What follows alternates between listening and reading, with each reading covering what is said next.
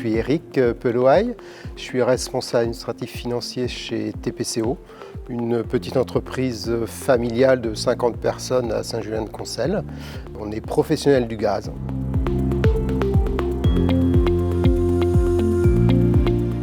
On a repris les appels à initiative il y a 2 ans. On a fléché notre don, qui à ce moment-là avait été aussi doublé par le grand mécène, à l'association Repousse. Donc ça a été notre premier lien. Et dans un deuxième temps, avec cette commission, on s'est dit pourquoi pas aller plus loin. Donc mettre en place du mécénat de compétences. Comment mettre en place du mécénat de compétences? On est une petite structure, une petite PME de 50 salariés, une petite entreprise familiale, on va dire. On n'y connaît pas grand-chose. Eh bien, on se rapproche de nouveau de la FT44. On dit à la FT44, tiens, c'est Eric qui va prendre un petit peu de temps, un investissement de l'entreprise et personnel aussi, pour mettre à disposition d'une association qui aurait besoin de faire un petit peu de finance, de RH, de compta, de choses comme ça. Donc j'ai donné à la FT44 un petit peu ce qu'on pouvait mettre à disposition. Et bizarrement, 15 jours après, Fanny me rappelle et me dit tiens, tu dois connaître un petit peu l'association Repousse. Je fais oui, on a fléché un don, mais humainement, on ne les connaît pas encore. Important, le lien humain aussi. Et elle m'a mis en lien avec Marion, et on est là aujourd'hui parce qu'on travaille maintenant, on travaille ensemble.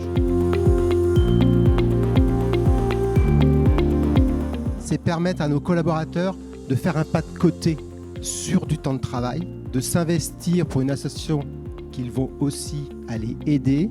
Et c'est vraiment dans la mesure d'impact. Là, moi, je suis vraiment persuadé que la QVT pour le collaborateur, elle est importante. Le collaborateur se dit « Ah oui, il y a de la richesse dans l'entreprise, mais l'entreprise me permet de redistribuer cette richesse en faisant du mécénat de compétences. » Alors, mécénat financier, oui, bien sûr, parce que nos associations ont besoin de finances. Mais nos associations, elles ont aussi besoin de bras, de compétences, de matières grises. Et ça, c'est vraiment un levier important aussi pour nous.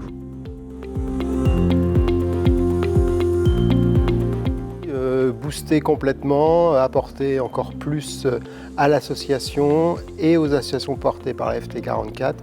Nous, ça va plutôt être sur du mécénat de compétences, ouvrir vraiment le mécénat de compétences en interne et en parler aux collaborateurs pour qu'ils puissent faire un pas de côté et aider les associations locales.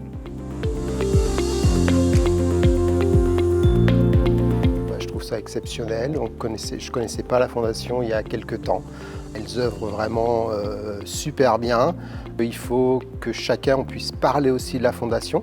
La fondation travaille pour les autres, mais il ne faut pas qu'elle s'oublie et on est là pour aider aussi la fondation elle-même.